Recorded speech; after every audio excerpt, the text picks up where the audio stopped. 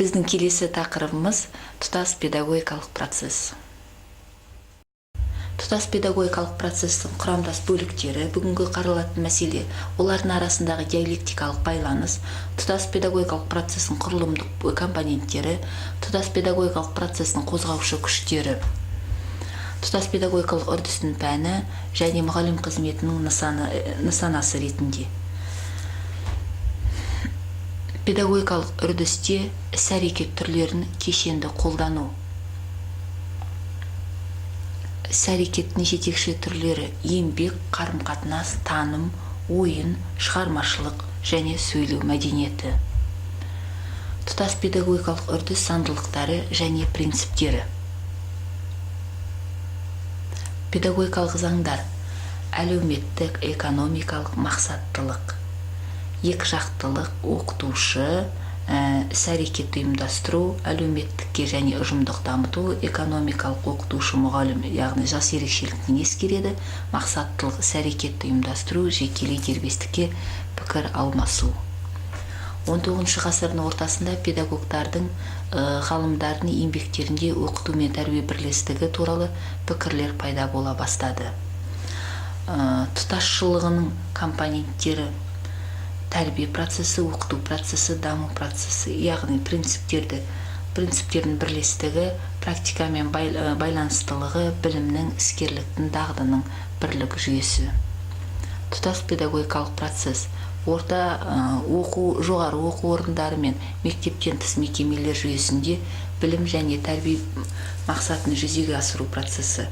Ортақ мақсат қоя отырып, мұғалімдер мен оқушылардың белсенді қатысуымен жүзеге асатын оқу мен тәрбие жұмысының жиынтығы. Тұтас педагогикалық процестің, яғни оқу, одан диалектикалық байланыс және тәрбие. Оқу мен тәрбие жалпы екеуі диалектикалық байланыс болып келеді.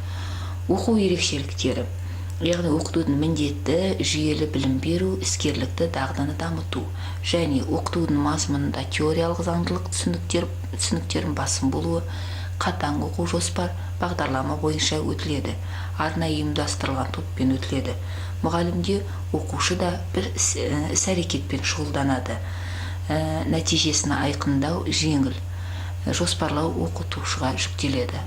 Ал тәрбиенің ерекшелігі: тәрбиенің міндеті жеке адамды қалыптастыру, адамгершілікті, мінез-құлықты тәрбиелеу. Мазмұнында өлшем, түпкі ой, қарым-қатынас басым болады. Нұсқау бағдарламалары арқылы өтеді және әрбір түрлі іс-әрекеттер атқарылатын, тәрбие нәтижесін айқындау қиын болады. Тәрбиені жоспарлауда басты рөлді ұжым атқарады. Ортақ ерекшеліктері: ортақ мақсат, ұжымды және жеке адамды қалыптастыру, ортақ функция атқарады, білім беру, дамыту, санаға, ерік-жігерге әсер ету. Ұжымдық және дара тәсілдері қолданылады. Соңғы оқыту мен тәрбиені бір адам ұйымдастырады. Тәрбие мен оқыту процестері бірте-бірте өзін-өзі тәрбиелеу және өз бетімен білім алу процестеріне ұласады. Сондықтан тұтас педагогикалық процесті оқыту, тәрбие, білім және дамытудың бірлігі деп қарастырған жөн. Бір тұтас педагогикалық процесс құрылымы: жалпы қарым-қатынасы мұғалім, оқытушы, субъект және объект, мақсаты болады, міндеттері, мазмұны, әдіс тәсілдері, формалары, құралдары, тапсырма мазмұны болады. Бір тұтас педагогикалық процесс субъектісі мен объектісі: педагог және оқушы. Педагогтың басшылығы мен педагог-оқушы деген динамикалық жүйені құрайды.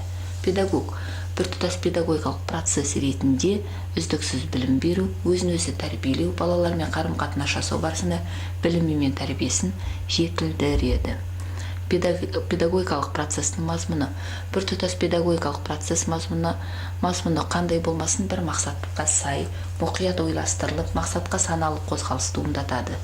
Педагогикалық процесс мазмұны мақсатқа сай таңдалуы, іріктелуі, қорытындылануы, дүниетанымды көзқарас тұрғысынан бағаланып, объекттің жас ерекшеліктіне сай болуы алғышарттардың бірі.